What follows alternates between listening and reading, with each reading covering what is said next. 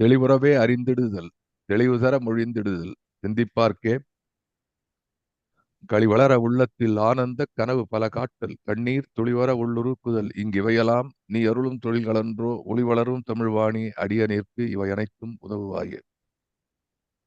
பேரன்பு மிக்க பாரதி அன்பர்களே, குவிகம் இலக்கிய அமைப்பு தொடர்ந்து நடத்தி வருகின்ற மகாகவியின் மந்திர சொற்கள் என்ற தொடர் நிகழ்விலே இது 186வது நிகழ்வாக இந்த மாலையிலே ஜூம் அரங்கிலே உங்கள் முன் மலர்கின்றது. ஜூம் அரங்கில என்னோடு இணைந்திருக்கக்கூடிய அத்துணை நண்பர்களுக்கும், இதை பதிவிலே பார்க்கக்கூடிய நண்பர்கள், யூடியூப் போன்ற இணையதளத்திலே பார்க்கக்கூடியவர்கள் ஆகிய அத்துணை பேர்களுக்கும் எனது நன்றி கலந்த வணக்கங்களை உரித்தாக்கிக் கொள்கிறேன். என்னுடைய பிறந்த நாளுக்கு வாழ்த்து சொன்ன அத்துணை பேருக்கும் நன்றி. நினைக்கிறேன் இதுவரை இந்த பிறந்த நாள்ல இதுதான் பாரதி ஒரு பாரதி நிகழ்ச்சியோட இணைந்திருக்கக்கூடிய ஒரு ஒரு பிறந்த நாளாக இது இருக்கிறது. ரொம்ப மகிழ்ச்சி. திரும்பி பார்த்தால் 3/4 ஆஃப் த பிப்ளிக்கல் இயர்ஸ் என்று சொல்வார்களே, அது போல I am entering into the 75th. திரும்பி பார்த்தா என்ன பண்ணியிருக்கோம் தெரியல. பாரதியை மறுமுறையும் வேண்டி அந்த நல்ல பணியிலே என்னை என்றும் ஈடுபடுத்துமாறு இறைவனை வணங்கி உங்களை மறுபடியும் உங்களை எல்லாம் என்னுடைய நன்றியை தெரிவித்து இன்றைய நிகழ்ச்சியை தொடங்குகின்றேன். நம்ம பாரதியை பார்த்துட்டு இருக்கோம். நான் வழக்கம் போல சொல்றது, பாரதியை பார்த்துட்டு இருக்கோம், தொடர்ந்து பார்த்துட்டு இருக்கோம். அது என்ன காரணம் என்று சொன்னால், அவனிடம் இருக்கிறது, நமக்கு தாகம் இருக்கிறது, அவனிடம் தண்ணீர் இருக்கிறது. அதுதான் நான் ஏற்கனவே சொன்னேன். இந்த குருஜி ஷிப்பாவா எப்போ வந்து அந்த வேட்கை இருக்கிறதோ அப்போ வந்து விஷயம் தெரியும், கண்ணில் படும். அதனால இந்த அளவுல பார்க்கும்போது தொடர்ந்து பாரதியை பற்றி யோசிக்கிறோம். பாரதி வித்தியாசமாக படுகிறான். பாரதியை ஆழ்ந்து படிக்கும் பொழுது அவன் இந்த அளவிலே அவன் தன்னைத்தானே இனங்காட்டி கொண்டிருக்கிறான் என்பது நமக்கு புரிகிறது. அந்த அளப்பற்ற ஆற்றல் கொண்ட அந்த அற்புதமான எழுத்துக்களிலே அந்த அமுத ஊற்றை ஒரு சில துளியாவது எடுத்து நாம் சேர்த்து பருகி அதை நெஞ்சிலே இனிக்க செய்வோம் என்பதுதான் இந்த தொடர் நிகழ்வினுடைய அடிப்படையாக இருக்கிறது. இன்றைய தினம் தொடர்ந்து பார்க்கலாம். நம்ம பார்த்து கொண்டிருக்கக்கூடியது மகாசக்தி வாழ்த்து. இதுல இந்த வாழ்த்து எல்லாரும் சொல்றாங்க, வாழ்த்துவதற்கு வயதில்லை, அது மாதிரி சொல்லிட்டு இருப்போம் எல்லாருக்கும். அது ஒருத்தன் போஸ்டரே போட்டான், வாழ்த்துதற்கு வயதில்லை, வணங்குவதற்கு தகுதி இல்லைன்னு போட்டான்.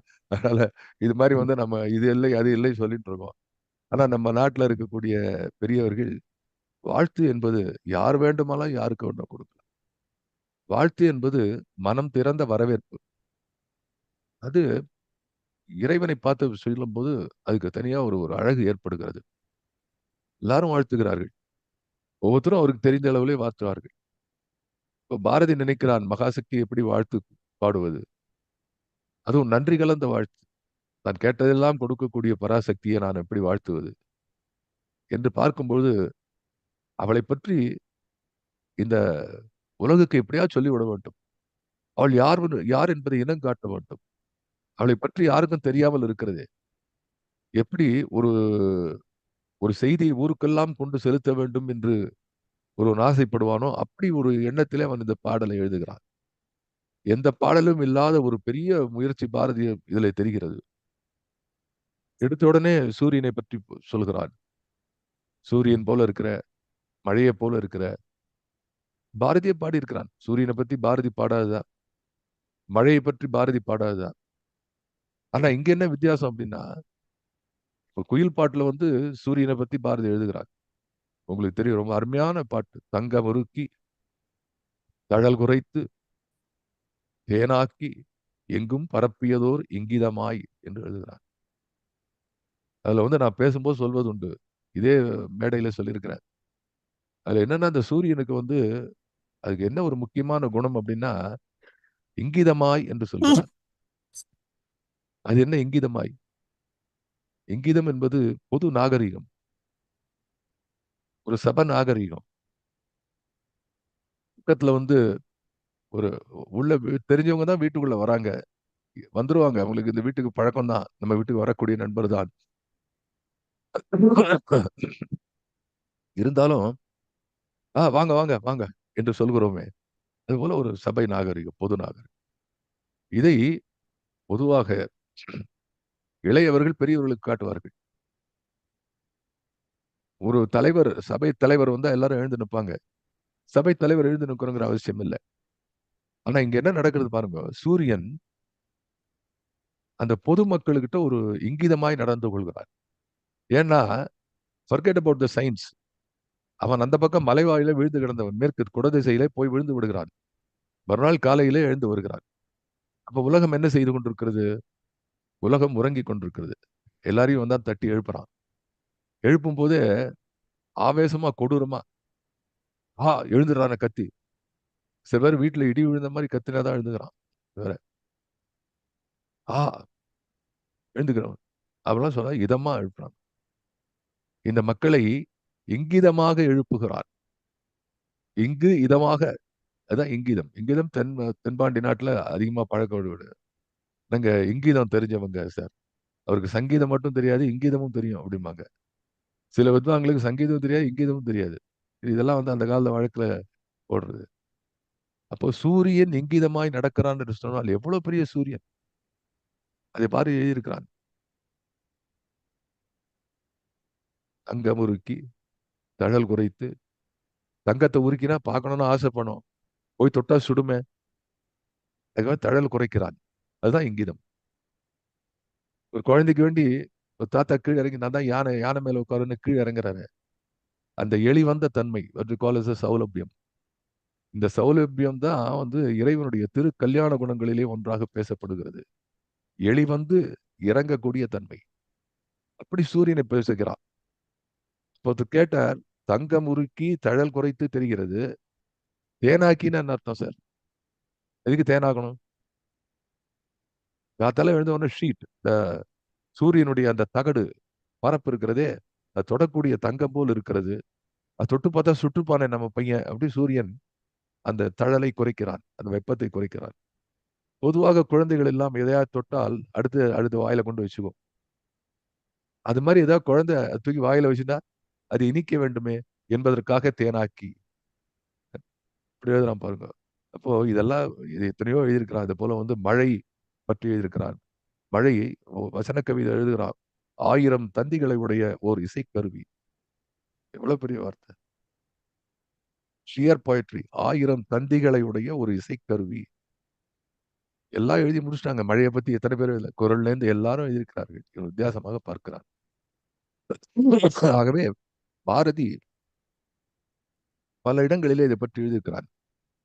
இந்த ஞாயிறு என்ற சூரியனையும் மழை என்ற இந்த மழையையும் போற்றாத இலக்கியமே கிடையாது.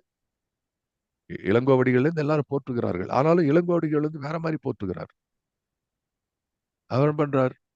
ஞாயிறு போற்றுதும் ஞாயிறு போற்றுதும் எல்லாம் ஒரு இளங்கோடைய ஞாயிறுத்தான் போற்றுகிறான் நினைத்துக் கொண்டிருக்கிறார்கள். அவர் என்ன சொல்றார்? ஞாயிறு திங்களை போற்றுதும் திங்களை போற்றுதும். எங்கள் சோழ மன்னனுடைய இது அதன் குடை நிழல் போல இருக்கிறது என்று பேசுகிறார். ஆகவே அது உவமைக்காக பல பேர் எடுத்திருக்கிறார்கள். உருவத்துக்காக பல பேர் எடுத்திருக்கிறார்கள். அழகுக்காக எடுத்திருக்கிறார்கள். இலக்கிய பார்வையிலே பல பேர் எடுத்திருக்கிறார். ஆனா இங்க பாரதி என்ன செய்கிறான்? அதை இறைவனோடு தொடர்புபடுத்துகிறான். அதுதான் வித்தியாசம். அதான் முதல் பாயிண்ட் நீங்க புரிஞ்சுக்கணும். மறுபடியும் பாரதி இயற்கை பற்றி தான் எழுதுகிறான். என்றாலும் இதெல்லாம் சக்தி என்கிறான். அந்த பாட்டை மறுபடியும் பார்க்கலாம். பருதி என்னும் பொருளிடை ஏய்ந்தனை பரவும் வேகிய கதிரெனக் காய்ந்தனை கரிய மேகத் திரளெனச் செல்லுவை காலும் மின்னென வந்து உயிர் கொல்லுவை சொரியும் நீரென பல்லுயிர் போற்றுவை சூழும் வெள்ளமென உயிர் மாற்றுவை விரியும் நீழ்கடல் என்ன நிறைந்தனை. இங்கதான் நம்ம பார்த்திருந்தோம் போன முறை. இதுல நான் ரொம்ப நிறைய இதை பற்றி சொன்னது வந்து சொரியும் நீர். பாரதி வந்து மழைக்கு வந்து சொரியும் நீர் என்று ஒரு பெயர் கொடுக்கிறானே, அதை பற்றி பேசிக் கொண்டிருந்தோம். இப்ப அடுத்து விரியும் நீள் கடல் என்ன நிறைந்தனை. இதுல ஒரு விஷயம் என்ன அப்படின்னா, விரியும் நீள் கடல் அன்ன அப்படி எழுதலாம். நீள் கடல் அன்ன என்றாலும், நீள் கடல் என்ன என்றாலும் ஒரே பொருள் தான் வருகிறது. அதை போல என்றுதான் பொருள் அது. அன்ன என்ன என்பது கவிதையிலே மாறி வரும். அதுவும் பொருள் இதேதான். விரியும் நீள் கடல் என்ன நிறைந்தனை வெல்க காளி எனது அம்மை வெல்கவே. தாயே நீதான் வெல்லக்கூடிய காளி எனது தாய். எனவே நீ வெல்கவே என்று வாழ்த்து செய்தியாக கொடுக்கிறானே. அதுல வந்து லாஸ்ட் பட் ஒன் லைன், விரியும் நீள் கடல் என்ன நிறைந்தனை. அதை பத்தி நான் பேசிக் கொண்டிருந்தேன். கடல் இருக்கிறதே, இந்த கடலை போல அவள் என்று சொன்னால் அதை நாம் பொருத்தி பார்க்க வேண்டும். நான் பலமுறை சொல்வது, பேராசிரியர் நாகநந்தி அவர்கள் குறிப்பிட்டது எனக்கு எப்பவுமே நினைவுக்கு வரும். ஒரு உவமை படித்தால் அந்த உவமையை பொருத்தி பார்க்க வேண்டும். நீங்க அதை செய்து பார்த்தால் உங்களுக்கே புரியும். அது எப்படி வந்து ஒரு விளக்கம் வருகிறது என்று. விரியும் நீள் கடல் என்ன நிரந்தனை. அதை சொன்ன விரியும் நீள் என்பது பரப்பையும் நீளத்தையும் குறிக்கிறது. அதனுடைய ஆழத்தையும் குறிக்கிறது. இதெல்லாம் நமக்கு தெரியும். இப்ப கடல் என்றால் என்ன என்று பார்த்தால் அது எல்லா இடத்திலும் சூழ்ந்திருக்கிறது. கடல் என்பது a continuous sheet of water which is basically salty. இதுதான் அதனுடைய டெஃபினிஷன். உலகத்துல வந்து ஒரு 70% மேல கடல் தான் இருக்கிறது. அப்போ இந்த கடலை பற்றி நமக்கு ஒரு அறிவு இருக்கிறதே, அந்த அறிவை எல்லாம் அதிலே பொருத்தி பார்க்க வேண்டும். அதுல நான் நினைத்து பார்க்கிறேன். இப்போ கூகுள் பண்ணி பார்த்தீங்கல்ல, இல்ல நாங்க ஏற்கனவே படிச்ச ஓஷனோகிராஃபி படிக்கிறோம்.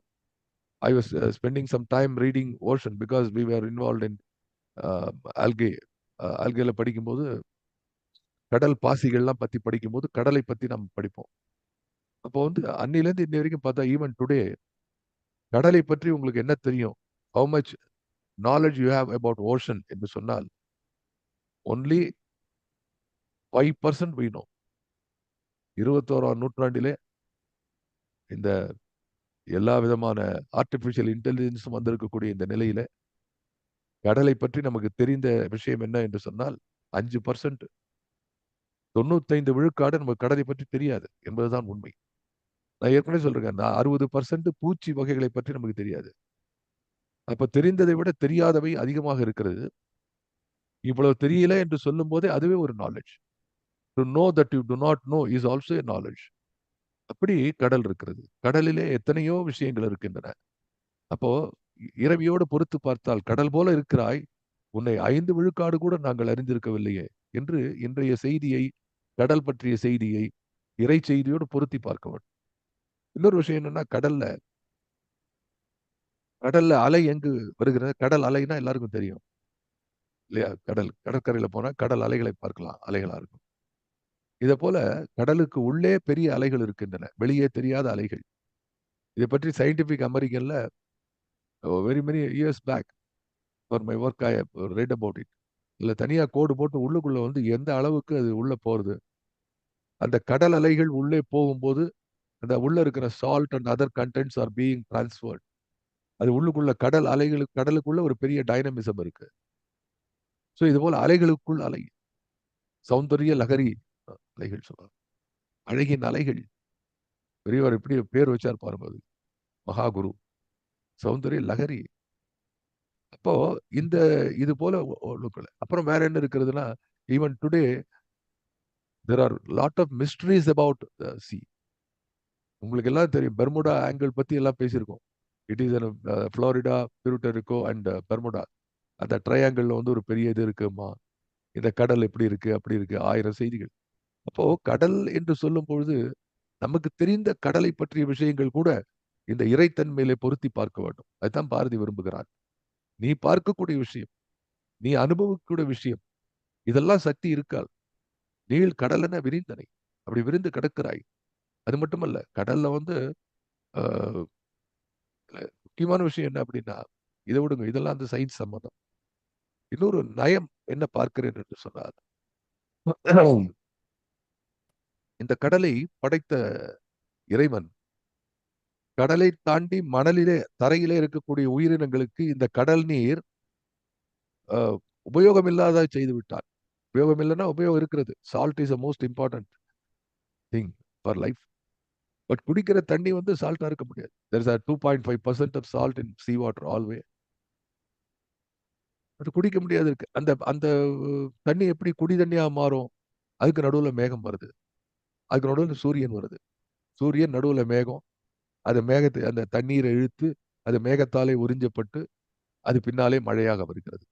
அப்போ ஏதோ ஒரு இடத்திலே கண்ணுக்கு தெரியாத ஒரு சக்தி இந்த இயக்கங்களுக்கெல்லாம் துணையாக இருக்கிறது என்று அதை குறிப்பது போல இந்த செய்திகள் எல்லாம் தெரிகிறது. ஆகவே வந்து இது ஒரு ஒரு பரிதி போல் இருக்கிறாள். பரிதிபேர் எய்ந்தனை, அதுக்கப்புறம் மழை போல் விழுகிறாய் சொரியும் நீர் என்று சொன்னார். ஏன்னா இதெல்லாம் தாண்டி நாம இதை திங்க் பண்ணணும். அதுதான் முக்கியமான விஷயம். அப்போ இதெல்லாம் சொன்னவன் என்ன சொல்கிறான்? இந்த இப்படிப்பட்ட மகாகாளி சக்தி எனது அன்னை என்று சொல்கிறான். இவள்தான் என்னை ஈன்றவள். இவள்தான் பெருமைக்குரிய என் அன்னை. இவள்தான் என்றுமே வெற்றியை தரக்கூடிய என் அன்னை காளி. எனவே காளியே நீ வெல்க, எனது அம்மை வெல்கவே. இந்த அம்மைங்கிற வார்த்தை கூட இங்கிருந்து தான் போயிருக்கு. Ammai is a common term in Malayalam. அம்மாங்கிறது அம்மை தான் சொல்லுவாங்க. இஸ் ஆல் மொழி ஆராய்ச்சி வல்லுநர்கள் சொல்லக்கூடிய விஷயம். இந்த அம்மா, அம்மை, அம்மையே அப்பா. நம்ம ஊர்லயே இருக்கு. அம்மைங்கிறது இருக்கு. அதனால அந்த சொல்லையும் பாரதி பயன்படுத்துகிறான் என்று பார்க்கிறோம். இனி நம்ம அடுத்த பாடலை பார்க்கலாம். வாயுவாகி வெளியை அளந்தனை, வாழ்வெதற்கும் உயிர்நிலை ஆயினை, தேயுவாகி ஒளி அருள் செய்குவை, செத்தவற்றை கருப்பொருள் ஆக்குவை, பாயும் 1000 சக்திகளாகிய பாரில் உள்ள தொழில்கள் இயற்றுவை, சாயும் பல்லுயிர் கொல்லுவை, நிற்பன தம்மை காத்து சுகம் பல நல்குவை. ரொம்ப சிம்பிளா இருக்கக்கூடிய இந்த வரிகளுக்கு ரொம்ப அடர்த்தியான கனமான பொருள் இருக்கிறது. நிறைய பார்க்க வேண்டிய விஷயங்கள் இருக்கிறது. மறுபடியும் இதை படிக்கிறேன். வாயுவாகி வெளியனை, வாயுவாகி வெளியை அளந்தனை, வாழ்வு எதற்கும், அது தொடர்ந்து வந்து வாழ்வெதற்கும் வருது. வாழ்வு எதற்கும் உயிர்நிலை ஆயினை, தேயுவாகி, தேயுன்னா அக்னி, தேயுன்னா ஒளி, தேயுன்னா நெருப்பு. அந்த ஒளி இருக்கிறது, அது ஒளி, அதுல இருந்து ஒளி வருகிறது. தேயுவாகி ஒளியருள் செய்குவை, செத்தவற்றை கருப்பொருள் ஆக்குவை, பாயும் 1000 சக்திகள் ஆகிய. இதெல்லாம் கூட்டெழுத்தாக வருகிறது. புணர்ச்சி விதிப்படி நம்ம அதை நினைச்சு பிரிச்சு படிச்சா ஈஸி. பாயும் 1000 சக்திகள் ஆகிய பாரில் உள்ள தொழில்கள் இயற்றுவை, சாயும் பல்லுயிர் கொல்லுவை, நிற்பன தம்மை காத்து சுகம் பல நல்குவை. இதுதான் பாடு. இப்ப நம்ம ஒண்ணா பார்க்கலாம். எடுத்த உடனே வாயுவாகி வெளியே அலந்தனை, அதை பார்க்கலாம்.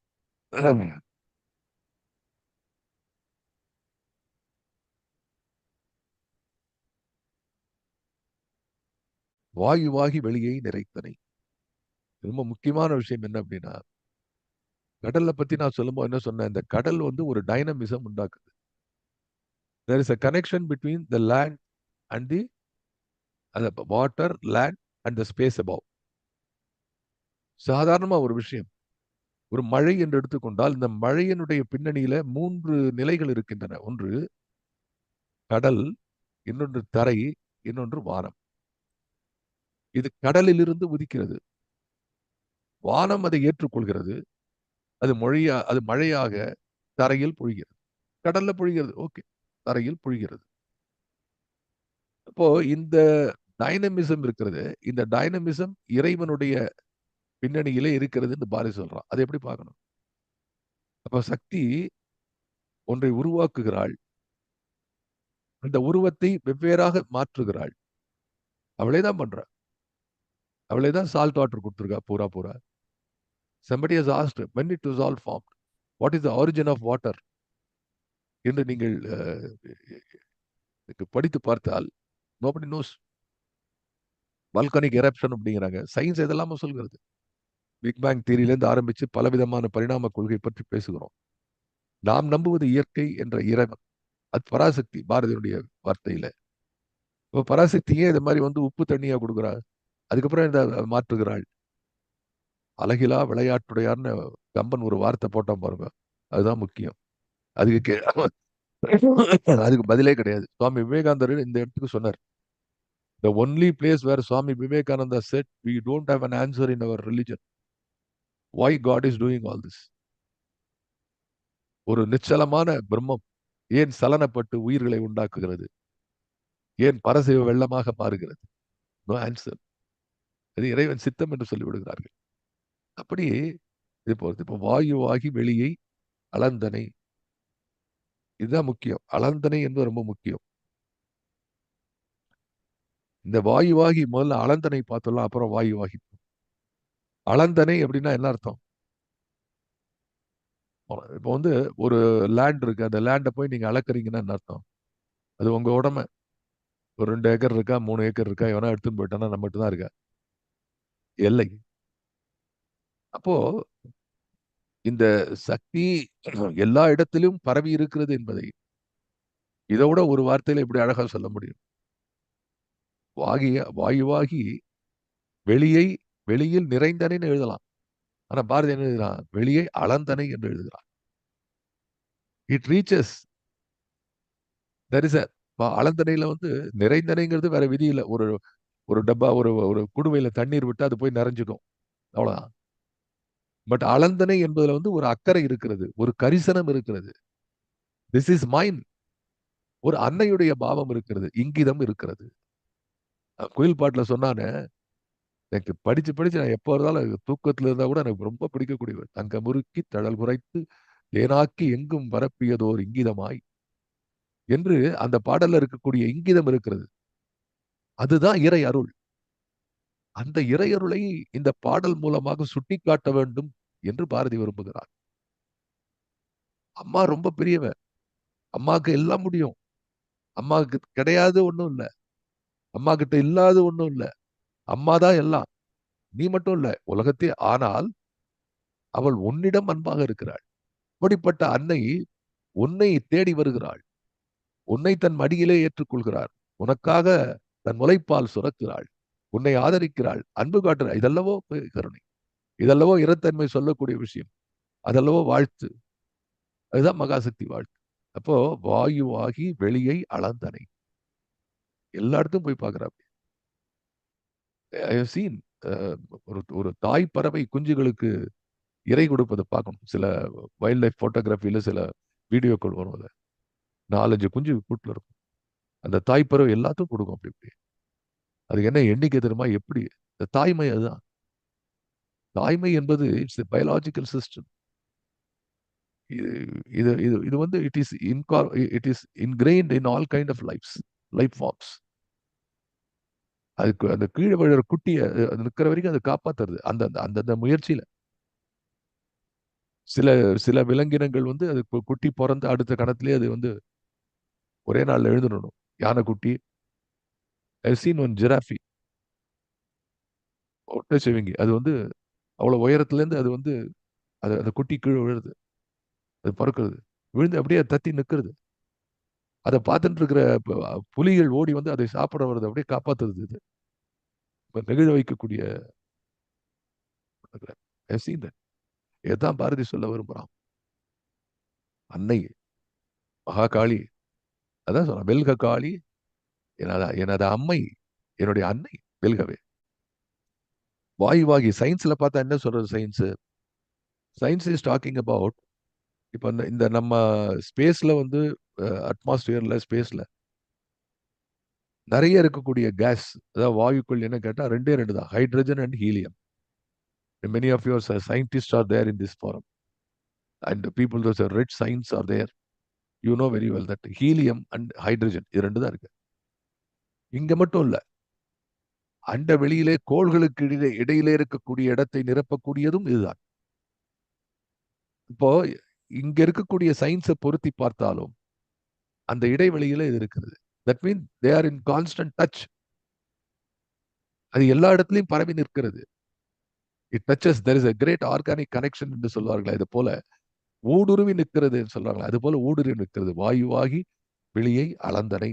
அப்போ இதுல வந்து அது அந்த இறைவனுடைய அந்த அன்பும் அக்கறையும் கரிசனமும் இங்கிதமும் தெரிகிறது. எனவே வாழ்வெதற்கும் உயிர்நிலை ஆகினை. இது ரொம்ப முக்கியம். இதுவும் வாழ்வெதற்கும் உயிர்நிலை. எல்லா விதமான லைஃப் ஃபார்ம்ஸ், அது வந்து கிரஸ்டேஷனா இருக்கலாம், இல்லைன்னா எலும்பு தண்டெல்லாம் இருக்கக்கூடிய அந்த வெர்டபிரே என்று சொல்றோமே அந்த மாதிரி வந்து அட்வான்ஸ்டு உயிரினங்களா இருக்கலாம். எல்லாத்துக்கும் வந்து முக்கியமான விஷயம் காற்று. எது கூட இருக்கலாம். உணவு இல்லாமல் கொஞ்ச நாள் வாழலாம், உண்ணாவிரதம், தண்ணி இல்லாத இருக்கலாம். காத்து இல்லாத இருக்க முடியுமோ? It's just not possible.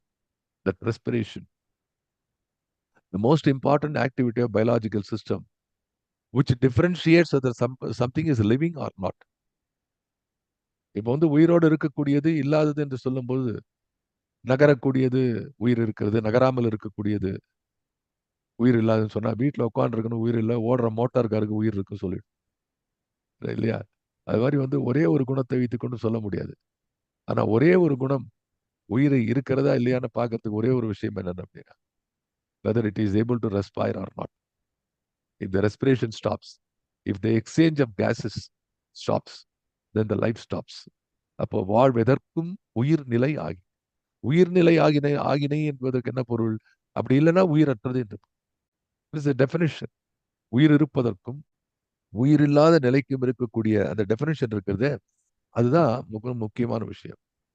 இந்த இந்த விஷயத்துக்கு வாயுவை கொண்டு சொல்கிறான். இதை பற்றியும் பாரதி பிற இடத்துல எழுதியிருக்கான். இதே விஷயத்தை எழுதியிருக்கான். நீங்க எல்லாம் படிச்சு பார்க்கணும். அது வச்சன கவிதையில அது ரொம்ப ஈஸி. நீங்க கூட படிச்சு பாருங்க. கந்தன் வள்ளி 2 கயிறு ஆடிட்டு இருக்கும். அது காயிறு ஆடும்போது அது ஆடுறது காத்துல. என்ன ஐயரை வந்து பார்த்துட்டியா நீ? நாங்க 2 பேரும் சல்லாபம் பண்றத அப்படின்ட்டு பாரதி எழுதுவான். ரொம்ப குஷியா எழுதுவான் பாரதி.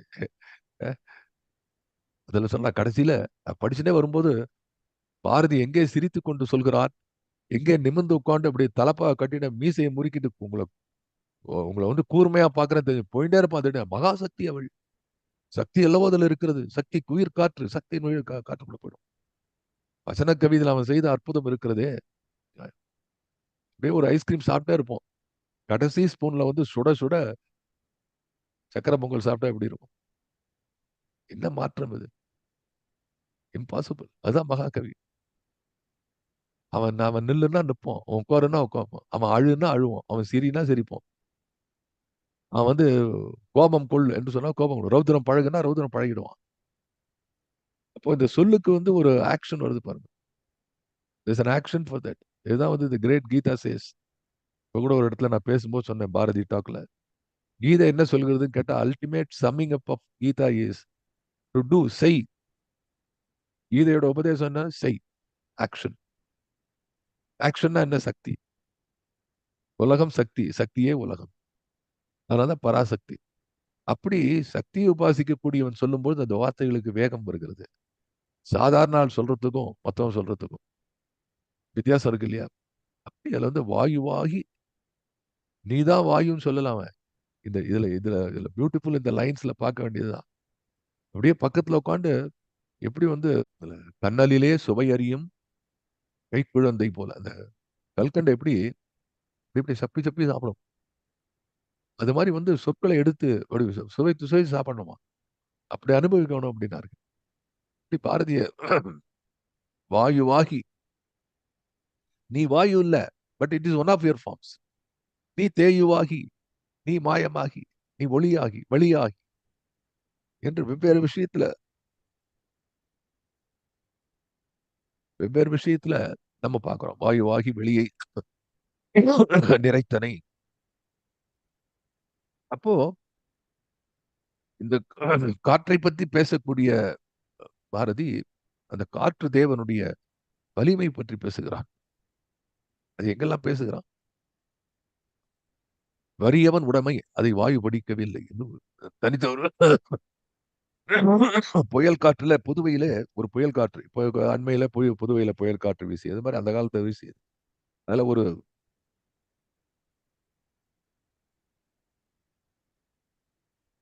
தனியா குடிசை இருக்கு.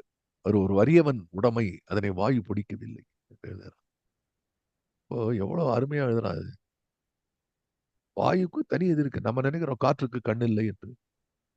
காற்றுக்கு காது இருக்கிறது, கண் இருக்கிறது, காற்றுக்கு திசை தெரிகிறது, காற்றுக்கு தான் என்ன செய்ய வேண்டும் என்று தெரிகிறது என்று எண்ணி பார்த்தால், நாம் எந்த விதமான உருவமும் உணர்ச்சியும் கொடுக்காத காற்றுக்கு இரண்டையும் ஏற்றுகின்ற ஒரு விஷயத்தை மகாசக்தி வாழ்த்தியிலே பாரதி செய்கிறான்.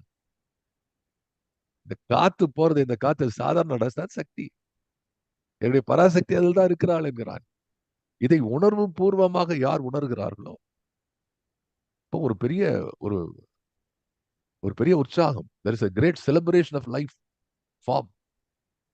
காத்தால ஒரு பூவை பார்க்குறீங்க, கோவிலுக்கு தான் போனது, ஒரு கடவுளை பார்க்கும். பூ மலர்ந்த பூவிலே ஒரு கடவுளை காணக்கூடிய மனது வந்து விட்டால் அப்புறம் உங்க வாழ்க்கையில என்ன தந்திரம் இருக்கு சொல்லு?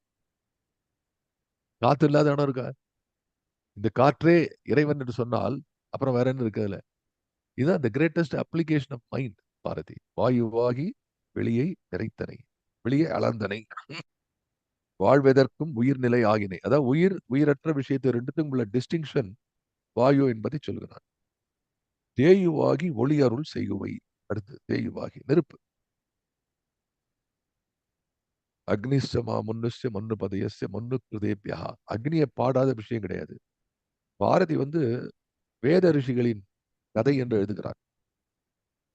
இன்னும் கேட்டா பேசுமணி போன்ற ஆராய்ச்சியாளர்கள் பாரதியுடைய பலவிதமான வேதாந்த கருத்துக்கள், ஞான பாடல்கள் இதெல்லாம் சொல்லும் பொழுது அவன் படித்த வேதங்கள், உபநிடதங்கள் அது வந்து நிறைய படிச்சிருக்கான் பாரதி. அது எப்படி தெரியுதுன்னா ரெண்டு விஷயம். ஒண்ணு வந்து அவனுடைய வசன கவிதையில வந்து பல விஷயங்கள் உபநிடத்தில் இருக்கிறது. ஏற்கனவே ஒரு முறை உங்களுக்கு சொன்னேன். அதுல வந்து ஒளியே நீ யார்? ஞாயிற்றின் மகளா? அன்று நீ ஞாயிற்றின் உயிர், அதன் தெய்வம். ஞாயிற்றினிடத்தே நின்னைத்தான் புகழ்கின்றோம். ஞாயிற்றின் வடிவம் உடல், நீ உயிர். ஒளியே எப்போது தோன்றினாய்? நின்னை யாவர் படைத்தனர்? உனது இயல்பு யாது? நீ அறிவின் மகள் போலும். அறிவுதான் தூங்கிக் கிடக்கும். ஆ, நீ தெளிவு போலும். அறிவின் உடல் போலும். ஒளியே நினக்கு வானவெளி எத்தனை நாள் பழக்கம்? இந்த மாதிரி வந்து கேள்வி மூலமாக ஒரு ஒரு விஷயத்தை டெவலப் பண்றது வந்து உபநிடதங்கள். இதை பற்றி பாரதி தனியா எழுதுகிறார். அப்ப அதுல இருந்து வரக்கூடிய விஷயம்தான் இங்க என்ன சொல்றான்? தேயுவாகி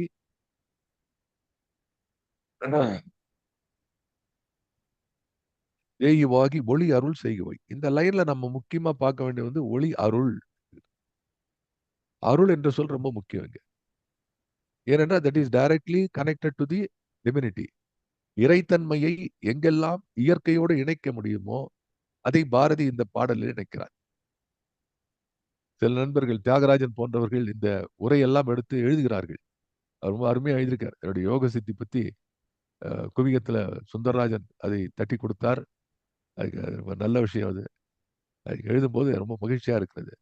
அப்போ அதனால தான் சொல்றேன். இதை நிச்சயமா நீங்க இதை பற்றி யாராவது எழுதும்போது குறிப்பிட வேண்டும். என்ன அப்படின்னா, இயற்கையை பொதுவாக பாடிக்கொண்டு செல்வதோடு விடாமல் இயற்கையை குறிப்பாக இறைத்தன்மையோடு பொருத்தி காட்டக்கூடிய ஒரு அற்புதமான ஒரு விஷயத்தை பாரதி இந்த பாடல்ல செய்கிறார்.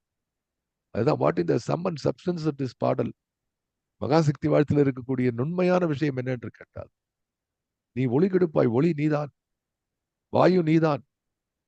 நீ சொல்லலாம், வாயுவாகி வெளியை அளந்தனை. இதுல வந்து வெளி அப்படிங்கிறது ரொம்ப முக்கியம்.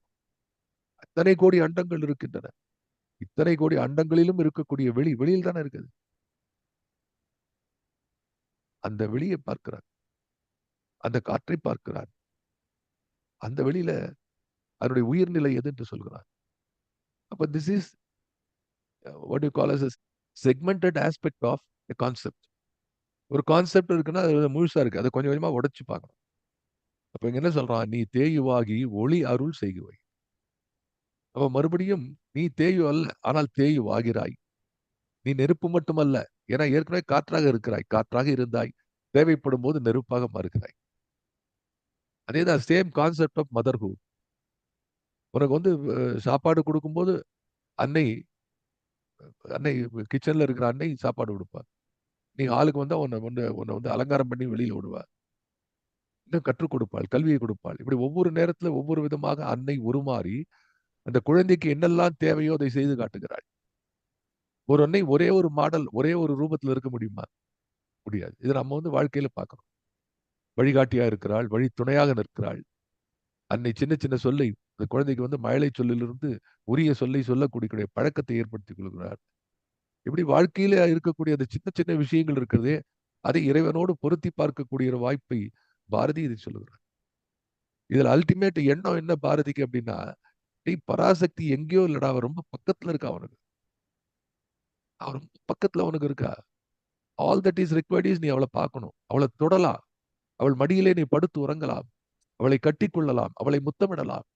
இப்படிப்பட்ட ஒரு ஒரு ஒரு அற்புதமான இறைத்தன்மையினுடைய இணைப்பை, உயிர்ப்பை யாரு காட்ட முடியும்? பாரதி இந்த பாட்டுல அசந்து போகக்கூடிய பாட்டு. மகாசக்தி வாழ்த்து சாதாரண பாட்டே இல்ல. ஒளி அருள் செய்குவை. இந்த ஒளியை வந்து சாப்பாடு கொடுக்கலாம். அன்னதானம் போடுற மாதிரி எல்லாரும் சாப்பாடு கொடுக்கலாம். பட் இந்த கான்செப்ட் அன்னை எப்படின்னா, அந்த குழந்தைக்கு என்ன வேணும்? ஒரு சின்னதா இருக்கணுமா? நிறைய கொடுக்கணுமா? அப்படின்னு கொஞ்சம் கொஞ்சமா எடுத்து கொடுக்குறா பாருங்க. அதுதான் ஒளி அருள் செய்பவை. ஒளி கொடுத்தா போறாது சார்.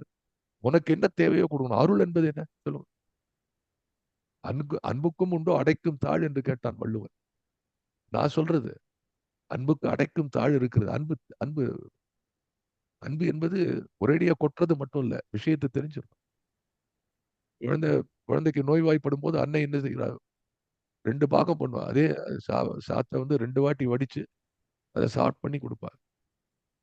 அதுக்கு உடல் நலம் நல்லா இருந்தா ஸ்வீட் எல்லாத்தையும் பாயசம் எல்லாம் கொடுப்பா. உடம்பு சரியில்லைன்னு சொன்னா அது பத்தியம். எங்க அம்மா கொடுக்கலையேன்னு சொன்னா. அப்போ அன்னை என்ற நிலையில இருக்கக்கூடியவள் என்ன செய்கிறாள்? 2 விஷயங்கள் அதுதான் பின்னாடி வருது. அடுத்த 2 லைன் அதை பத்தி பேசுகிறது. தேயுவாகி ஒளி அருள் செய்குவை. அது என்ன செய்யறது இப்போ ஒளி என்று சொன்னால், ஒளி ஐ யூஸ் டு சே, இப்ப ஒளியே நீ இருளின் இருளின் உடன்பிறப்பா, ஞாயிற்றின் மகளா என்றெல்லாம் கேட்கிறாள். ஒளிக்கும் இருளுக்கும் கேட்கிறான். இதே விவாதம் வந்து சாண்டோக்கிய உபனிஷத்துல வருது. அதை பாரதி வந்து தமிழ் படுத்தியே அதை எழுதுகிறார். அப்படி 2 பக்கம் இருக்கு. அதையும் குறிக்கிறாங்க. இப்போ ஒளி அருள் என்பது அங்க இருள் என்று கூட கொள்ளலாம். ஒளி அருள் என்பதை இருள் என்று சொல்லலாம். ஒளி எப்பொழுது அருளாகிறது? ஒளி கொடுத்து கொண்டே இருக்கும்போது ஒளி அல்ல. அது எப்போ ஒளிய வேண்டுமோ அது ஒளிந்து கொள்ள வேண்டும். சில நேரம் ஒளி வெளிப்பட வேண்டும். இதுக்கு நான் வந்து ஒரு ஒரு அறிவியல் உண்மை சொல்கிறேன். இது எல்லாருக்கும் தெரிந்திருக்கா? பிகாஸ் நான் எங்க துறையிலே படித்தவனாலே சொல்கிறேன். ஆனா இதிலிருந்து நான் ஒரு உண்மையை தெரிந்து கொண்டேன்.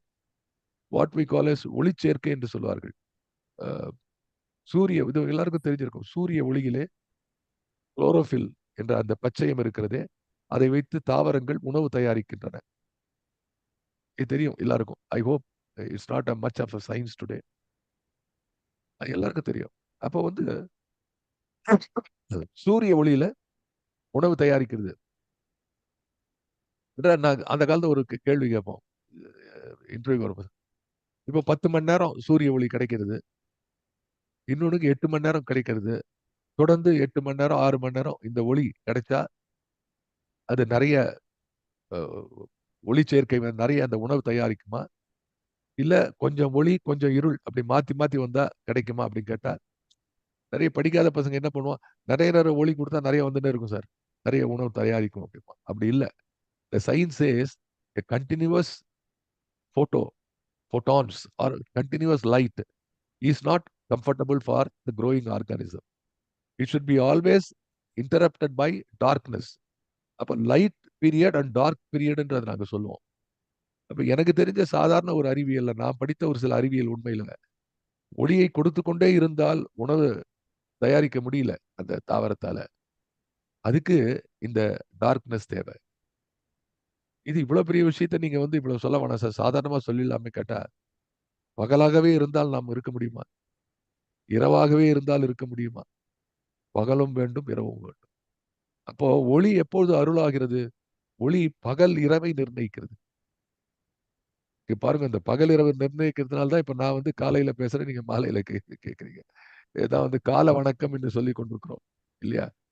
இப்ப இந்த பகலும், இரவும் இந்த இரவும் பகலுமாக இருக்கக்கூடிய காம்பினேஷன் தான் வந்து ஒளி. அப்ப ஒளி என்று சொல்லும் போதே ஒளி அற்ற தன்மையும் உடலே இருக்கிறது. வெப்பம் என்று சொல்லும் போதே குளிர்ச்சி. These are called inevitable twins. Twine ideas. இதை பாரதி சொல்றான். தேயுவாகி ஒளி அருள் செய்குவை. இந்த ஒளி ஒளி கொடுப்பாய்ன்னு எழுதல. ஒளி அருள் செய்குவை. ஒளி அருள்னா என்ன அர்த்தம்? தேவைப்படும் போது ஒளி கொடுக்க வேண்டும். தேவையில்லாத போது அந்த ஒளியை நிறுத்திக் கொள்ள வேண்டும். It is not continuous. வாயில புனல் வைத்து சாப்பாடு போண்டே இருக்க முடியுமா? ஜீரணமாகக்கூடிய நேரம் கொடுக்கணும் இல்லையா? இதுதான் ஒரு அன்னையினுடைய இயல்பு. இதுதான் அக்கறை. இதுதான் இங்கிதம். அந்த இங்கிதம்னு வார்த்தையை விட்டுறாதீங்க. அந்த இங்கிதம் தான் இறைவனை குறிக்கிறது. அது 2வது அர்த்தம்னா அதுக்கு தேவையே இல்ல. அது எவ்வளவு பெருசு அது? மகத் மகாசக்தி. அதுக்கு இவ்வளவு கரிசனம் எடுத்துட்டு வரணுங்கிறது என்ன? Because we are we are of that. We are part of it. என்னுடைய அத்வைத நிலை ஏகம் சத் பகுதா விப்ரா பகுந்தி, பகுதா வதந்தி சொல்றது வேற. அந்த லெவலுக்கு போறதுக்கு முன்னாடி ஒரு மகாசக்தி என்ற உருவத்தை பாரதி படைக்கிறான். நான் பல நிலைகளை இதை பத்தி நான் பேசியிருக்கேன். மகாசக்தி வந்து அவன் ஏன் வந்து ஒரு பராசக்தியை அன்னையாக படைக்கிறான்? அது காலத்தின் கட்டாயம். விடுதலை பெற வேண்டி நிற்கின்ற இந்த நாட்டிலே அது தேவையாக இருக்கிறது என்றெல்லாம் நான் நிறைய பேசியிருக்கிறேன். அப்போ நீங்கள் என்ன புரிந்து கொள்ள வேண்டும்? ஒரு இறைத்தன்மையை பாரதி எப்படியெல்லாம் எடுத்துக்கொண்டு போகிறார். ஒரு சாதாரண ஒரு கடவுள் வாழ்த்து, கடவுள் பக்தி என்பதெல்லாம் பாரதிக்கு ஒட்டுமொத்த இந்த சமுதாயத்தினுடைய தேவையாகப்படுகிறது. தனி ஒருவனுக்கு உணவில்லை என்றால் உலகை அழித்திடவன், ஜகத்தை அழித்திடவன் சொன்னவன், தனி ஒருவனுக்கு உணவு என்று சொன்னது சாதாரண சாப்பாடு இல்லை. அது பல பேர் தனி உணவுங்கிறாங்க. அது கொஞ்சம் மாத்தி சொல்லணும். தனி ஒருவனுக்கு உணவுன்னா இந்த உணர்ச்சிகள். இந்த உணவுன்னா தீஸ் ஆர் த உணவு. இந்த ஃபுட் ஃபார் தாட் என்று சொல்லுகிறோமே. அப்படி ஒவ்வொரு தனி மனிதனுள்ளும் இத்தகைய இறைபக்தி என்ற உணவு சென்னுமானால் சமுதாயத்திலே உயர்ந்த குடிமகனாக இருப்பான் என்ற ஒரு நிலையிலே பாரதி யோசிக்கிறான். அதனால்தான் வந்து அவன் வந்து இறைவனை காட்டும் பொழுது அந்த இறைவனை நீங்கள் ரொம்ப அருகே தரிசிக்கக்கூடிய ஒரு வாய்ப்பை உங்களுக்கு அவன் ஏற்படுத்தி கொடுக்கிறான். ஒரு சொல்லால எவ்வளவு சொல்ல முடியும்? சொல்லுனாலே கூட இப்போ ஒளி இருள்னு சொல்றோமே. இப்போ ஒலி என்றாலே கூட the identified silence in between. அதுதானே ஒரு மொழி ஆகிறது. Continuous sound is not, it will not make any language. ஒரு மொழியினுடைய அடையாளமே அதனுடைய ஒலி குறிப்பு. அங்கங்கே ஒலி மிகுந்தும், ஒலி குறைந்தும், ஒலி மறைந்தும், மோனம் இருந்தும், அந்த இடைவெளிகளிலே இட்டு நிரப்பக்கூடிய எல்லாம் சேர்ந்துதான் மொழியாகிறது. அதை போலத்தான் சொல்லுகிறான் அவன், தேயுவாகி ஒளி அருள் செய்குவை. அடுத்து செத்தவற்றை கருப்பொருள் ஆக்குவை. Again again pure science. செத்தவற்றை கருப்பொருள் ஆக்குவை. கண்ணாசன் ரொம்ப அருமையா ஒரு பாட்டு எழுதி போயிட்டான். வந்தவரெல்லாம் இருந்து விட்டால் இந்த மண்ணில் நமக்கே இடம் ஏது என்று சொன்னார். எத்தனை ஒரு அற்புதமான வார்த்தை. பெரும் கவிஞர்களுக்கெல்லாம் இந்த வார்த்தைகள் இயல்பா வந்துடும். இந்த உலகிலே எவையும் புதிதாக படைக்கப்படவில்லை, உருமாற்றம் ஆகிறது, அவ்வளவுதான். இதை எப்படி புரிஞ்சுக்கிறது? இவன் என்ன, அதனால என்ன சொன்னா, பாரதி ரொம்ப அருமையான கவிஞன் என்பதை திரும்ப திரும்ப நிரூபணம் செய்து கொண்டிருக்கிறார் பாரதி. உயிர் பொருளிலிருந்து சொன்னால் புரியாது நமக்கு. அதனாலதான் என்ன பண்ணா, செத்தவற்றை கருப்பொருள் ஆக்குவை. இப்போ ஒண்ணு செத்து போச்சுன்னா என்ன ஆகும்? அது செத்து போனது டீகிரேட் ஆகும். இப்போ வந்து ஒரு மனித உடல் மரித்து போகிறது என்றால் நீங்க வந்து சயின்ஸ்ல போய் பார்க்கலாம். கூகுள் பண்ணி பார்த்தா தெரியும். ஒரு மனித உடல் என்பது what is the chemical aspect of this body. அது எத்தனை கால்சியம், அது எத்தனை விதமான புரோட்டீன்கள், எத்தனை அமினோ ஆசிட், இதெல்லாம் கடைசியில ஹைட்ரஜன், ஆக்சிஜன் இந்த மாதிரி மூலப்பொருளாக பிரிஞ்சு போயிடும். இயற்கையோடு கலந்து விடுகிறது. இதெல்லாம் போனதுக்கு பிறகு பிறகு மறுபடியும் இணைந்து மறுபடியும் ஒரு பண்டமாக மாறுகிறது. உயிர் பண்டமாக மாறுகிறது. செத்தவற்றை கருப்பொருள் ஆக்குவை. சரி, இது எப்படி புரிஞ்சுக்கிறது? சாதாரணமா புரியறதுக்கு சொல்றேன். ஒரு சின்ன விதை போடுறீங்க மண்ணுல. இந்த மண்ணுல விதையை போட்டுட்டு அது பக்கத்துல வந்து அது கொஞ்சம் தண்ணி விடுறீங்க, அது மாதிரிலாம். இப்போ இது வந்து இந்த மண்ணிலிருந்து சக்தி எடுத்துக்கொண்டு வளர்கிறது. இந்த மண்ணுல இருக்கிற ஒரு சக்திக்கு உயிர் இருக்கா? இல்ல. ஆனா அந்த அந்த சத்து பொருள்கள் இது எடுத்துட்ட பிறகு இதனுள்ளே உயிராகி ஒரு இலை, 2வது இலை, 3வது இலை, கிளைகள், காய்கள், கனிகள் என்று வளர்ந்து கொண்டே வருகிறது. அப்போ இந்த வளர்ச்சிக்கு அடிப்படையா இந்த இந்த உயிர் வளர்ச்சிக்கு அடிப்படையா இருப்பது உயிரற்ற பொருள் தானே. Think like that. இந்த உயிரற்ற விதையில உயிர் இருக்கு. எல்லா உயிருக்கு பின்னால் இருக்கக்கூடியது உயிரற்ற பொருள் இல்லையா? இப்ப நம்ம சாப்பிடுறதெல்லாம் என்ன? இட்லி, சாம்பார், தோசை, என்ன எல்லாத்துக்கும் உயிர் இருக்கா? இருந்தா எல்லாம் ஓடி போயிடும். டேபிள்ல வச்சோன்னு நகர்ந்துரும். அப்கோர்ஸ் உயிரை சாப்பிடுறவன் வேற. ஓடுறத, பறக்கிறதெல்லாம் சாப்பிடுறவன் வேற. அதனால தான் பிறகு சொல்றான். செத்தவற்றை கருப்பொருளாக்கு. உயிரோடு இருக்கிறத ஒண்ணும் பண்ணாதுங்கிறது இதுல விஷயம். பாரதி சொல்ற விஷயம். அப்படியே இதை எடுத்துக்கலாம். So wherever you are feeding the life, it is all from Shetavai. As I said in bioenergetics and science like that, they say, உலகத்தினுடைய the water content of the universe is constant. This is one of the statement, one of the laws of bioenergetics. உலகத்தில் உள்ள என்ன sir அங்க இங்க வெள்ளம் வந்திருக்கு, இங்க ஒண்ணுமே இல்லை, அந்த இடத்துல போகுது, அது வெவ்வேறு இடத்துக்கு போறது, அவ்வளவுதான். ஒன்றும் இல்லாத ஒண்ணுமே வரல. இந்த உலகத்துல மொத்தம் எல்லாம் ஒரு கிளாஸ்க்குள்ள இருக்கு. என்டையர் திங் இஸ் இந்த யூனிவர்ஸ். அது உள்ளுக்குள்ள ஒண்ணு இங்க போறது, ஒண்ணு அங்க வருது. But it is all there, that's all. அது சின்ன அந்த காலத்துல வந்து பேப்பர் வெயிட் மாதிரி வச்சிருப்பான், சின்னதா உள்ளுக்குள்ள ஏதாச்சும் எல்லாம் விட்டு. அது இப்படி இப்படி ஆட்டினா உள்ளுக்குள்ளே தான் இருக்கும், அது வெளியில எங்கேயும் போகாது. இதை பாரதி எப்படி புரிய வைக்கிறார்? செத்தவற்றை கருப்பொருள் ஆக்குவை. இது வந்து அப்போ இறைவனுடைய சக்தியில அவன் இன்னொரு பரிமாணத்தை சொல்கிறான். சக்தி அவளுடைய படைப்பு திறன் இருக்கிறதே, அந்த படைப்பு திறன் எப்படி என்று சொன்னால், ஒவ்வொரு முறையும் புதியதாக எதையோ அவ படைக்கல, பழையதிலிருந்து புதியதை படைக்கிறார். இது அனதர் ட்வின். எப்படி வந்து ஒளியும் இருளும், ஒலியும் மோனமும் என்றெல்லாம் சொன்னேனோ, அதை போல உயிர் உயிரற்றது இரண்டும் ஒரேதான். ஒரே two sides of the same coin.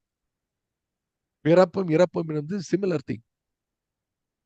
இது இந்த ரெண்டு விஷயத்தையும் கை கொள்கிறாள். இப்போ வந்து சயின்ஸ்ல சொன்னா what we call as a biodegradation. Somebody has written about chatல Veeraraghavan has written about crude oil. Today we are talking about biological revisions and bio auditing என்று கொண்டு வருகிறார்கள். இன்னைக்கு வந்து இண்டஸ்ட்ரியில இருக்கும்போது வந்து எந்த வேஸ்ட் பயோமாஸ் என்று சொல்லுவோம். பயோமாஸ், இந்த பயோமாஸ்லாம் இறந்து போனவைகள், vegetable waste, animal waste, all this things are there. அந்த வேஸ்ட்ல இருந்து எப்படி எனர்ஜி கொண்டு வருதுன்னு சொல்லிட்டு நீங்க மனிதன் முயன்று கொண்டு இருக்கிறான். ஏன்னா இவன் அங்கிருந்து வந்தவன் தானே, இறைவன் கிட்ட இருந்து வந்தவன் தானே, இவனும் அது தோன்றது மனசுல ஒரு பக்கம் இருக்கு, பண்ணி பார்க்கறான். ஆனா அலையிலா விளையாட்டுடைய ஆண்டவன் என்ன செய்கிறான்? இதுதான் செய்து கொண்டிருக்கிறான். இந்த உலகை நிலைக்கணமாக்கி சிலவற்றை படைக்கிறான், சிலவற்றை இறக்க வைக்கிறான். ஒவ்வொன்றுக்கும் ஒரு ஆயுசு கொடுத்துருவான். அது முடிஞ்ச உடனே போறது வேற ஃபார்ம்ல ஆறுது, அவ்வளவு. இட் இஸ் நாட் டோட்டலி என்ன சொல்றது, totally it is not thrown out of the universe. It is in some other form. இது ரொம்ப முக்கியமான விஷயம் நம்ம தெரிஞ்சுக்கிறது. இந்த மறுஜென்ம கொள்கைலாம் சில பேருக்கு இல்லைங்கிறாங்க. நம்ம மதத்துல இது இருக்கிறது. அதுக்கு அடிப்படை காரணம், அவர் religion is more scientific than any other religion. ஆக அதையும் இந்த இடத்துல ஒரு மென்ஷன் பண்றேன். இப்ப அடுத்து பாருங்க. செத்தவற்றை கருப்பொருள் ஆக்குவை, வாயுமாயிரம் சக்திகளாகியே வாரில் உள்ள தொழில்கள் இயற்றுவை. சக்தி என்ற கான்செப்ட் கொண்டு வரான், எனர்ஜி கான்செப்ட். வாயும் ஆயிரம் சக்திகளாகிய. இப்போ அக்கார்டிங் டு சயின்ஸ் பாத்தீங்கன்னா,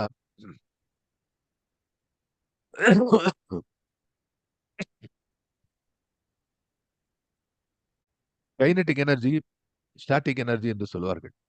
இது ரெண்டு விஷயமா இருக்கும். அதே மாதிரி வந்து chemical energy, solar energy, hydro energy என்று ஒவ்வொரு விஷயமான சக்திக்கு ஒரு அப்படி எடுத்து பார்த்தா ஒரு 10 டிவிஷன் கொண்டு வரலாம். ஆனா பாரதி பேசுகிறது வந்து ஆயிரம் சக்தியாக, பல ஆயிரம் சக்திகளாகிய, என்ன சொல்றார் அந்த இடத்துல, பல்லாயிரம்களாகிய பாயும் ஆயிரம் சக்தி என்று சொல்கிறார். So is talking about the dynamic nature of. அது பாயிருது, ஒரு இடத்துல இருந்து இன்னொரு இடத்துக்கு மாறுது. இந்த பாயுங்கிறது நீங்க என்ன அர்த்தம் வச்சுக்கணும்னா, உருமாற்றம் என்று வைத்துக்கணும். பாயும் ஆயிரம் சக்தினா, இந்த சக்தி ஒவ்வொரு முறை பாயும் போதும் அது வித்தியாசமான சக்தியாக மாறுகிறது. இப்ப நம்ம வந்து சாப்பிடுற சாப்பாடு வந்து நம்ம உடம்புல சக்தியா வருது. பேசுற சக்தியா, இல்ல இருமுற சக்தியா, இது மாதிரிலாம் வெவ்வேறு சக்தியா அது வெளியில வருது. விதவிதமான சக்தியாகவும் நம்ம ஒண்ணு எடுக்கும்போது இட் பிகம் பிசிக்கல் ஒர்க் பண்ணும்போது அந்த சக்தியா மாறுகிறது. இதெல்லாம் நமக்கு சாதாரணமா தெரியும். But what Bharathi says is about, இது பல்லாயிரம் சக்திகளாக மாறுகிறது என்று சொன்னால், இது அந்த சக்தியினுடைய பணி.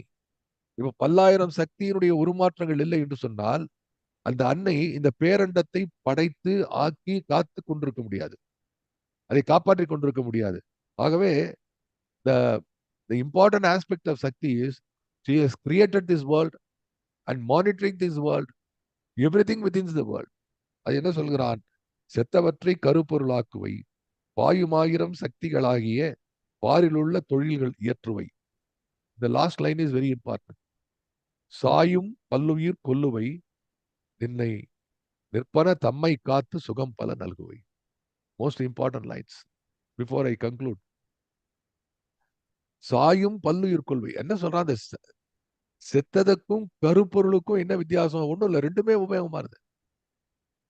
ரெண்டுமே ஒன்றிலிருந்து ஒன்று வருவதற்கு பயன்பெறுகிறது. இது தேவை. The bed of rock or the bed of soil is required for the plant. ஆக இதுவும் தேவை, அதுவும் தேவை என்று வரும்பொழுது சாயும் பல்லுயிர். இறக்க வேண்டிய நிலையிலே உள்ளவற்றை இறக்க வைக்கிறாய். நிற்பன தம்மை காத்து சுகம் பல நல்குவை. அதுக்கு ஆயுசு இருந்தா அதுக்கு அத்தனை விதமான இன்பங்கள், எத்தனை கோடி இன்பம் என்று பாரதி பாடுகிறானே. இப்படி எதெல்லாம் இந்த இந்த சுழற்சியிலே எதெல்லாம் வலுவோடு நிற்கிறதோ அதற்கு நீ ஆற்றல் கொடுத்து அதை சுகம் பெற வைக்கிறாய். சாயும் பல்லுயிர் எதெல்லாம் ஓய்ந்து சாய்ந்து கிடக்கிறதோ அதற்கு இறப்பினை கொடுக்கிறார். I have seen some of the people suffering. இப்போ யுத்தனேஷியாங்க சொல்றான். What is euthanasia? Is the kind of போற உயிரை கொல்லலாம் அப்படிங்கிறான் யுத்தனேஷியா. ஸோ ஒரு நிலையில சாகாத இருந்தா எப்படி இருக்க முடியும்? வந்தவரெல்லாம் தங்கிவிட்டால் இந்த மண்ணில் நமக்கு இடம் எது? மறுபடி அந்த வார்த்தை எனக்கு ஞாபகம் வருது. எவ்வளவு அருமையா எழுதியிருக்கிறான் பாருங்க. ஆகவே சக்தி என்ன செய்கிறாள்? ஒரு பெரிய ஒரு சுழற்சியை பாரதி இந்த பாடல்ல காட்டுகிறார். என்னன்னா, இது எப்படி உருவாகிறது? சூரியன், மழை, இது போன்ற விஷயத்தெல்லாம் சொல்லிக் கொண்டே வருகின்றவன் எப்படி உருமாற்றத்தினாலே ஒளி மாற்றம், உருமாற்றம், சக்தி மாற்றம், இடமாற்றம். ஆனா இவையெல்லாம் ஒரே இடத்துல தான் இருக்குது. அத்தனை மாற்றங்களுக்குள்ளும் சக்தி இருக்கிறாள் என்று ஒரு மிகப்பெரிய உண்மையை பாரதி ஒரு ஒரு தாய் உள்ளத்தோடு எடுத்து கொடுக்கணும். அம்மா பராசக்தி எல்லாத்துல இருக்கடா. ஐயோ என்னை கொன்று விட்டாயே. கொல்வதும் சக்தியினுடைய பொறுப்பு, உயிர் வாழ வைப்பது என்னுடைய பொறுப்பு. ஆகையினால இந்த இந்த விஷயத்தை வந்து பாரதி ரொம்ப தெளிவாக இந்த பாடலிலே வடித்திடுகிறார். இது போன்ற எல்லா விஷயத்தையும் கவர் பண்ற மாதிரி அவன் வந்து ஒரு வாழ்த்துல சொல்லக்கூடிய இடம் இதுதான் என்று நான் நினைக்கிறேன். சாயும் பல்லுயிர் கொல்லுவை, நிற்பன தம்மை காத்து சுகம் பல நல்குவை. இதுல இந்த முக்கியமான விஷயம் வந்து சுகம் பல நல்குவை இல்லையா? அது ரொம்ப முக்கியம் இல்லையா? சொன்னா எதுக்கா வாழ்வதற்கு I need a bread and a rose என்று சொன்னார். இறைவன் கேட்டான் உனக்கு என்ன வேணும்னு? I need a bread and a rose. Why bread? To live. Why rose? The reason to live என்று சொன்னார். ஆகவே அழகியல் உலகிலே வாழ்க்கையிலே சுகம் என்று இல்லை என்றால் அது இனிக்காது. அதான் பாரதி எழுதுறான், வாழ்தல் இனிது, இந்த காற்று இனிது, சாதல் இனிதுங்கிறான், காதல் இனிதுங்கிறான். ஆகவே இது எல்லாவற்றையும் இனிதாக பார்க்கக்கூடிய மனம் எப்பொழுது வரும் என்றால் இது அத்தனைக்குள்ளும் பராசக்தி இருக்கிறாள் என்ற எண்ணத்தை அவன் ஏற்படுத்துகிறார். இதுல இதுல இன்னும் 2 ஸ்டான்ஸா இருக்கு. அதை தொடர்ந்து நம்ம பார்ப்போம். நிறைவு செய்கிறேன். நன்றி, வணக்கம்.